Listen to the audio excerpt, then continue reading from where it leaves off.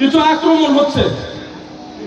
আপনারা জানেন যে বাংলাদেশে একটা অন্তর্বর্তীকালীন সরকার চলছে, স্থায়ী সরকার নয়, এমার্জেন্সি সরকার যেটাকে বলে।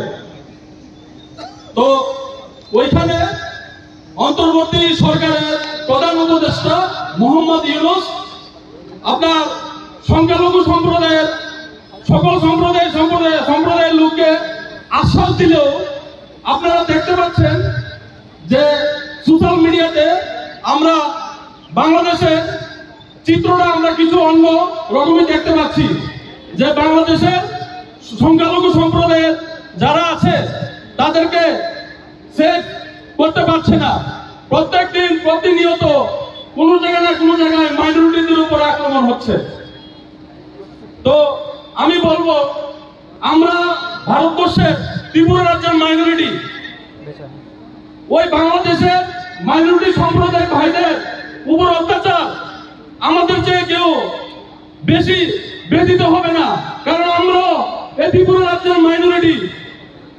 তো আমরা বাংলাদেশ সরকারকে বলতে চাই, যেহেতু বাংলাদেশ সরকার আপনার 90% ইসলামিক কান্ট্রি, আমরা ইসলামিক কান্ট্রি হলে কুরআন হাদিসে একটা কথা আছে, কুরআনের সূরা আয়াতে 32 নম্বর আয়াতে, যে যদি কোনো একজন মানুষকে হত্যা করে সে পুরা সমগ্র মানব জাতিকে হত্যা করে।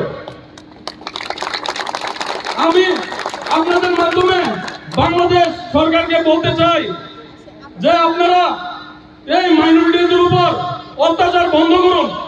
আপনারা দেখতে পাচ্ছেন যেখানে মাইনরিটি সম্প্রদায়ের উপর অত্যাচার হয় সেখানে স্বৈরাচারী সরকার বেশি দিন থাকে না, কারণ আপনার সংখ্যাগুরুরা কখনো মাইনরিটিদের উপরে অত্যাচার মেনে নেয় না।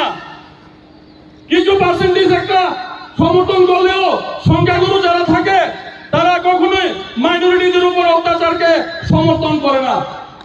তো আমি আপনাদেরকে বলতে চাই যে বাংলাদেশের এসব অত্যাচার আপনাদের মাধ্যমে, মিডিয়া বন্ধুদের মাধ্যমে, বাংলাদেশের সরকার পরিবর্তন হয়েছে।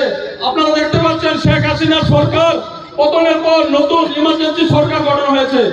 আমরা অনুরোধ জানাবো যে বাংলাদেশ সরকারকে, যে বাংলাদেশে যেন কোন একটা মাইনরিটি বাইরের উপরে আক্রমণ না হয়, তাদের বাড়িঘর জ্বালানো না হয়।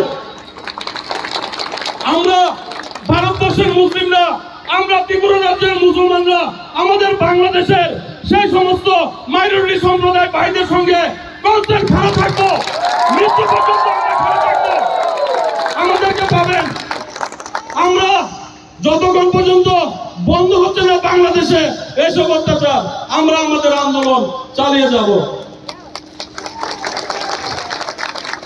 আমি আপনাদের কাছে ধন্যবাদ জানিয়ে, যে এখানে অনেকেই অনেক জায়গা থেকে এখানে এসেছেন, আপনাদের সকলকে ধন্যবাদ জানাই।